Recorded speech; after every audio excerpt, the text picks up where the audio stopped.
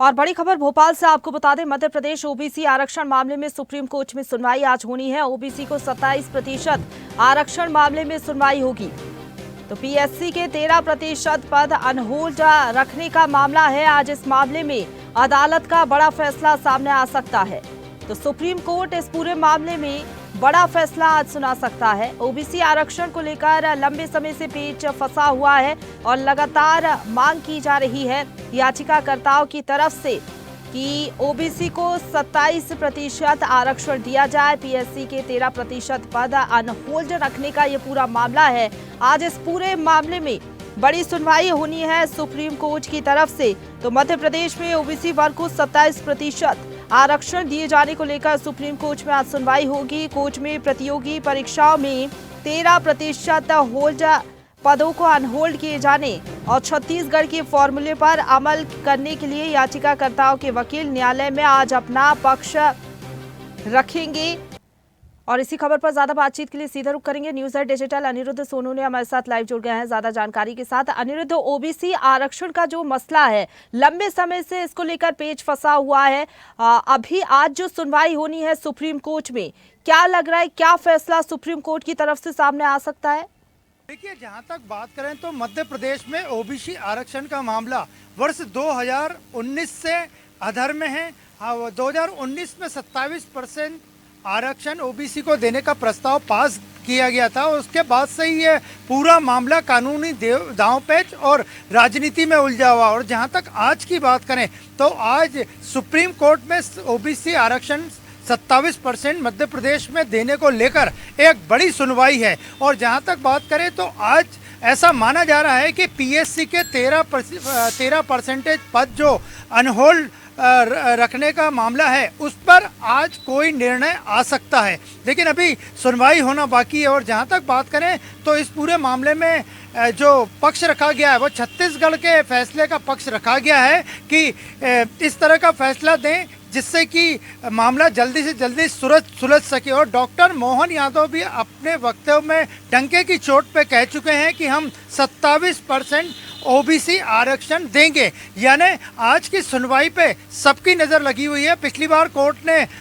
जो आदेश दिया था वो यही था कि छत्तीसगढ़ के जो फैसला है उस पर निर्णय किया जाए, उसको ध्यान में रखा जाए।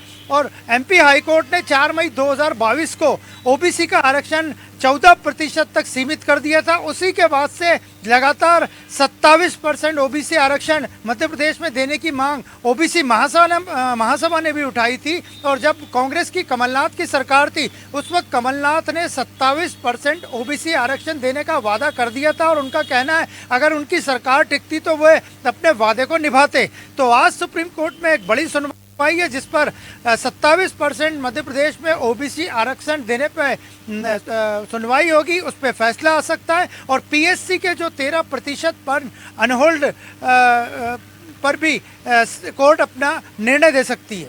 बिल्कुल कह सकते हैं अनिरुद्ध, जो ओबीसी पक्षकार के लोग हैं वो ये आस लगाए बैठे हैं कि सुप्रीम कोर्ट उनके पक्ष में एक बहुत बड़ा फैसला सुनाएगा। शायद हरी झंडी सुप्रीम कोर्ट से मिल जाए। इस आरक्षण का जो ये मसला है लंबे समय से उलझा हुआ है। दूसरी तरफ हम देख रहे हैं अनिरुद्ध, एक जो अनारक्षित पक्षकार के लोग हैं वो ये तर्क दे रहे हैं कि मध्य प्रदेश और छत्तीसगढ़ में बहुत ज़्यादा अंतर है। मध्य प्रदेश का जो कंपैरिजन है वो छत्तीसगढ़ से नहीं किया जा सकता और उस फॉर्मूले पे जो कि छत्तीसगढ़ में लागू हुआ है उस आधार पर मध्य प्रदेश में इतना ज़्यादा आरक्षण नहीं मिल सकता। हालांकि हमने देखा था छत्तीसगढ़ में सुप्रीम कोर्ट ने 58% आरक्षण को हरी झंडी दे दी थी। क्या संभावनाएं लग रही हैं? क्या मध्य प्रदेश में भी वही फॉर्मूला लागू हो सकता है या फिर इसमें अभी भी कुछ दांव पेच उलझते हुए नजर आ रहे हैं?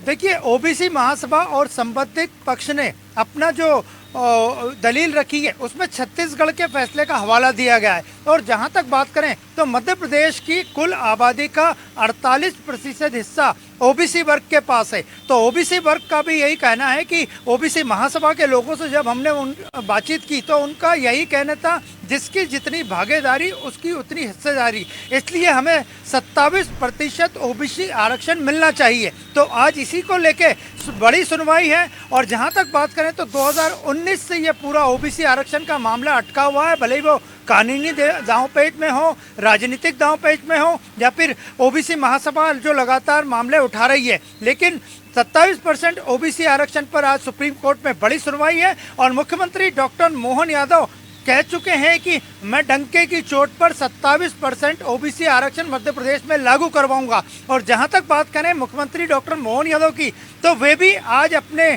दिल्ली दौरे पे ही हैं और उनके दिल्ली दौरे के दौरान ही ये सुनवाई होगी। और अब सबकी निगाह लगी है कि आज ओबीसी आरक्षण के 27% ओबीसी आरक्षण के मामले में सुप्रीम कोर्ट में क्या सुनवाई होती है और क्या उसमें निकल के आता है।